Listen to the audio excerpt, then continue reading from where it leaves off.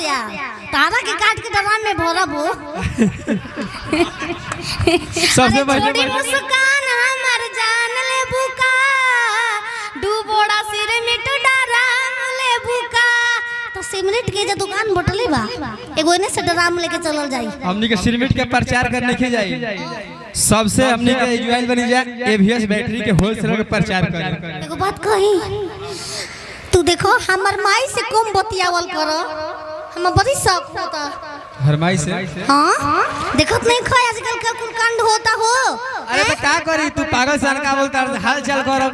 तो कब का हाल बा तो कबरे नतिया ठीक बा रख हम माई से तो बतियावे लग पछिन रो तू माई से बतियाबो पटाक सास से बियाह हो जाई हो तुरंत हैं आजकल सास दामाद में बड़ी बनोता ऐसन कुल कांड होता हमा तो जीव धक धक करता अंदर से। एगो कह सोचत मैं कि थोड़ा सा गाना गाना कौन गाना थोड़ा अच्छा से सही उसही कोनो अच्छा से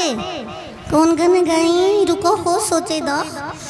मैं 2 लाख तक गलती गा दे हैं तोरे पर गाना गा देंगे गुतारम नो गा दो अरे जो बोवेगा वही पाएगा जैसन करबो उसने मिली याद रख लियो। अरे जो बोवेगा वही पाएगा तेरा किया आगे आएगा सुख दुख है क्या फल कर्मों का जैसी करनी वैसी भरनी जैसी करनी वैसी भरनी जैसी करनी वैसी भरनी जैसी करनी वैसी। देखो बैटरी ओयो मैया बहुत बड़का को बैटरी सही में ध्यान जका हम के हो। हां वाह आई हो दूधू देखो ये सही हमी के प्रचार कर जा खूब कमाइल जाओ पैसा बैटरी सेटरी मिलल चल बैटरी के पानी 2-4 गो रख लेबल जाई ते बाजो मिले ते बाजो ले लो जी। देखिए एवीएस बैटरी हो बाबा महंगा कुछ एवीएस बैटरी के बारे में बोले बढ़िया से का एकरा के खरीद के अपना घरे लेके जा 25 साल के गारंटी। ये है एबीएस बैटरी भारी बा दमदार जानदार ये एबीएस बैटरी आयो महीना राउस करे मैया छोड़ हमना दादा भारी बा बड़ी भारी बा। इसके प्रोप्राइटर हैं आशुतोष भैया कुमार चंद्र भूषण जी बड़ी भारी बैटरी राउर बा केने के बैटरी ले होने के कहने के हम गिन ले आदा पादा नून स्वादा मच्छर के रसा में खिया के रोटी गरम आइरे गरम होने के ओ ई रिक्शा के हो ई रिक्शा वाला हो होई लवा इहो ई रिक्शा हो तो फिर तुम कई रिक्शा के वो कैसा लागता वो तो करिए लागोता आई कैसा लागता वो तो करिए लागोता वो कितना दिन चली जितने दिन ही चली 6 महीना चली तू तो 6 महीना चलबो हैं पेट में आत ना मुंह में दांत ना खाए के मन करता इनकर के मुर्गे हैं हो ऐसे ही खालो ना आजकल मुर्गा मछली पंडित जवाहरलाल नेहरू बनत रह बाबा के बहुत बढ़िया यहाँ के मुंह से एगो बहुत ही अच्छे भोजपुरी इंडस्ट्री के आदरणीय रवि किशन जी की आवाज यहाँ के बोली ना हम चाहब कि बाबा तने वैसे ही 2 शब्द बोली ना आप। स्वागत वा अभिनंदन वा अद्भुत वाड़ो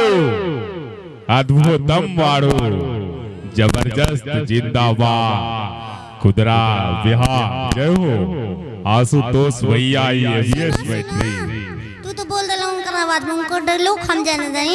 जिंदगी झंडवा फिर भी घमंडवा यो बाबू बाबू अद्भुत बड़ा हो अद्भुतम बड़ा हो बाबू। अच्छा ये बताइए आप उनके बहुत बड़े फैन हैं का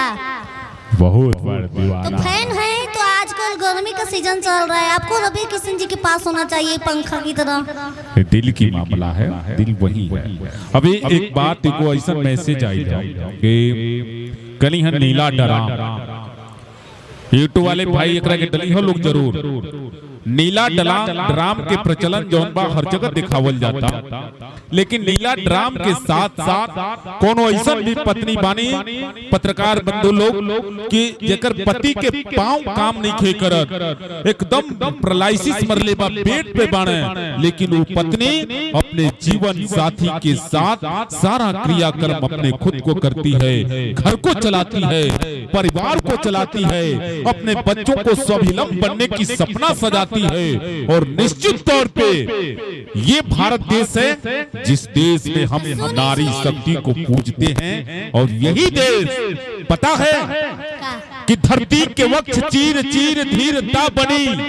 रोता मयंक सूर्य ऐसी वीरता बनी, दिए की आग सूर्य सी प्रचंड हो गई, पीकर के जहर जैसे नीलकंठ हो गई, सागर भी रोया था चंबल के धार से। इससे बड़ी कथा नहीं मिलेगी प्यार की, राव चूड़ा को जंग जीत के आशीष दे दिया, छत्रणी ने काट थाली में अपना शीश दे दिया। सलेम्बर के राजा राव चूड़ा की शादी बूंदी की राजकुमारी हांडी रानी से हुई। और जैसे खत आया कि आपको अपने वतन के लिए लड़ने जाना है,